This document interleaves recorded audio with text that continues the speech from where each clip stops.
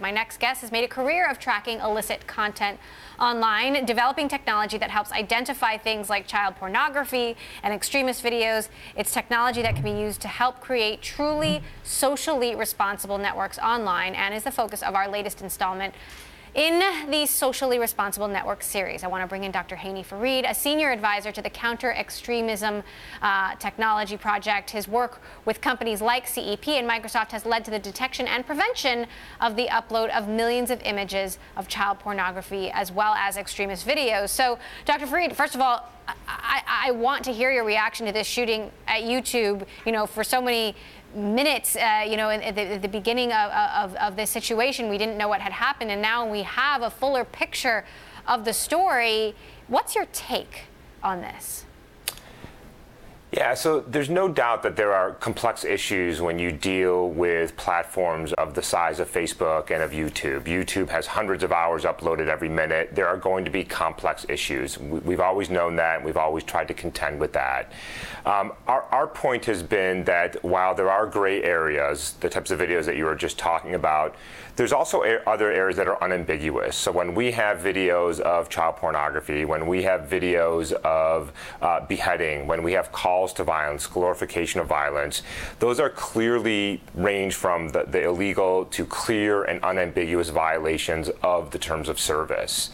So my view of the situation is that the platforms have been, and your previous guest mentioned this, more reactive than proactive.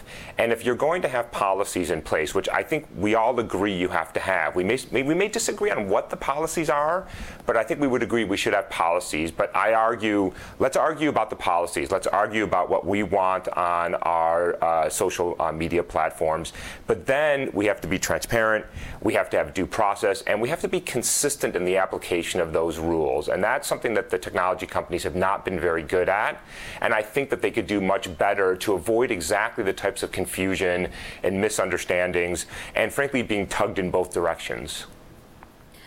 You suggested the establishment of a cyber ethics commission to counter the lies of technology. Can you explain this as it relates to this discussion? Sure.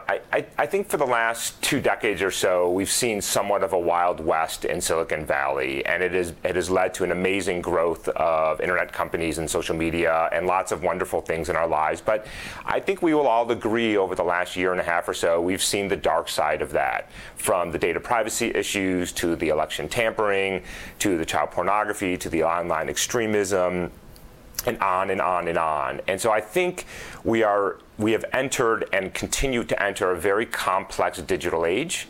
I don't think that we are thinking about these things as thoroughly and carefully as we have.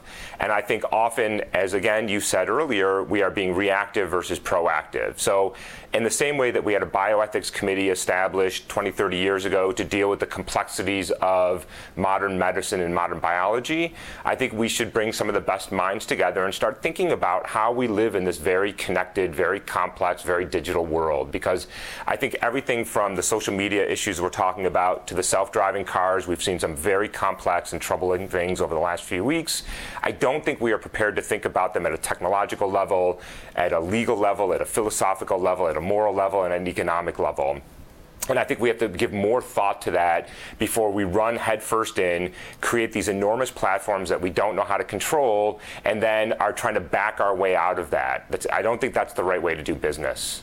Right. So on that note, I mean, some people might say YouTube created a monster. Facebook, it's too late. Like, can we put the genie back in the bottle at this point? I think that's the critical and the right question to ask, and the simple answer is I don't know. We have been calling for years, and in some cases for decades, for the technology companies to think more critically about what they are doing. In many ways, I think you're right that these monsters are there. They are at a scale that are unprecedented, and it's not clear how we are going to back our way out of this. I think there are a few things that we can start doing.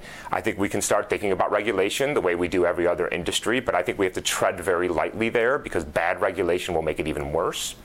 I think the advertisers who fuel Silicon Valley, who are literally the fuel of the YouTubes and the Facebooks need to think long and hard about whether they want to be on these platforms and what pressure they can bring. And then I think we as a public have to think about how we engage online.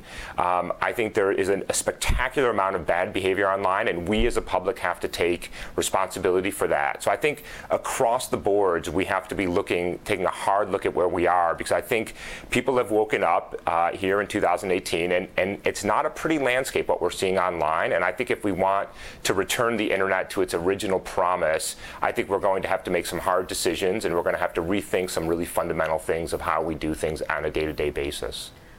In the minutes and hours after the YouTube shooting yesterday, we saw fake news immediately, making its way into tweets, into social media posts, conspiracy theories being spun up about what exactly was going on there. It was extremely immediate.